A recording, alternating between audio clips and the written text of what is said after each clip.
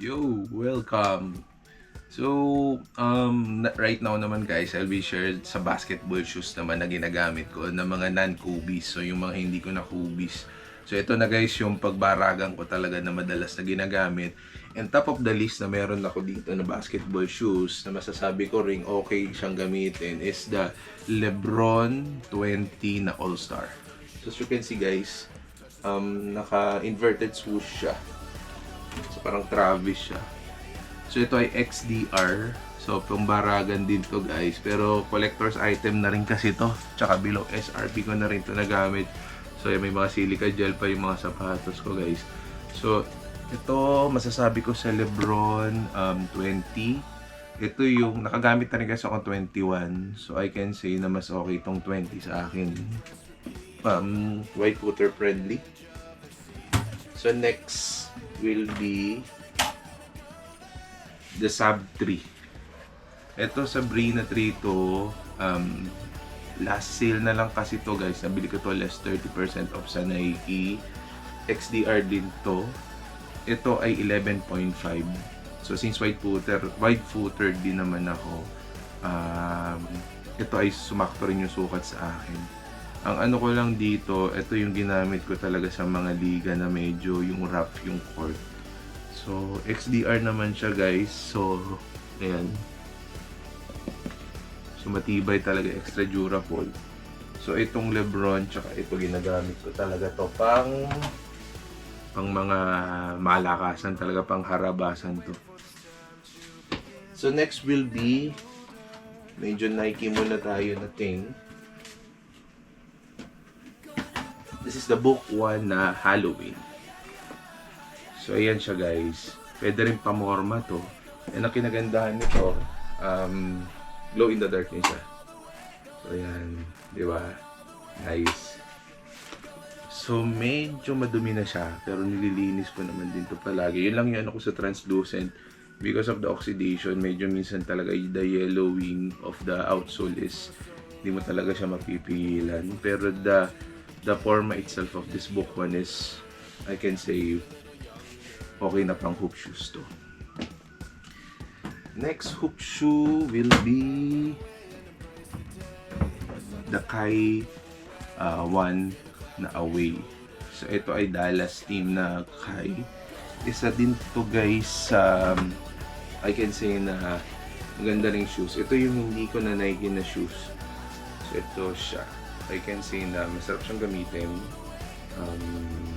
Na-try ko na yung 2 na Kai. Tinrade ko rin kasi medyo snag-fit siya.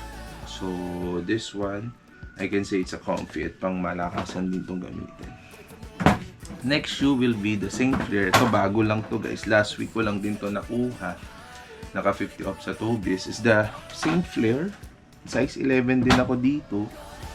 So, XDR to. Ito pang malakasan din to. Pero naka-air zoom na to. Medyo mabigat lang siya ng konti compare sa mga Kobe's ko. So, ito ay pagka medyo yung court din ay medyo rough or pang baragalan din talaga to. Kaya naka-ready ako sa 1, 2, 3, 4, 5 na shoes. So, this is the Saint Flair. So, sa mga kapatid ko, may iba-iba rin din silang colorway. Mahilig din sila sa magaling sa akin sa basketball yun. And last, syempre, the GOAT. Hindi ko naman maano to. Mapagkakaila, syempre, the J11. So, ito yung basketball shoes siya. It's the Winlike 82 nga ba? Basta it's a Winlike 82 or something na yung college school ni Jordan. Blue siya talaga guys. Pero since second hand ko siya nabili, and yung patent leather niya ay medyo bumuka na. So, pinapalitan ko na rin ng patent leather sa Marikina. So, pinaayos ko to and pinareglo ko siya guys. So, sobrang parang over 1 year ko na siya na huling nakanlaro. Pinampoporma ko na lang siya guys. And at the same time, pang dyan na lang, pang lakad-lakad na lang. Hindi ko na siya pinalalaro kasi pag sa panlaro rin siya, medyo mainit siya sa paa pagka nagtagal pang naglalaro. So more on forma na lang din to. Pero syempre si GOAT naman natin, si Jordan. So, syempre, LeBron fan din ako and Kobe, pero syempre Jordan is GOAT. So I can say is meron pa rin tayong Jordan. So at least meron tayong Jordan, meron tayong LeBron, and of course meron tayong Kobe's. So yun, medyo dami tayong pinang-rotate sa sapatos, pero syempre lahat to guys is ginagamit natin.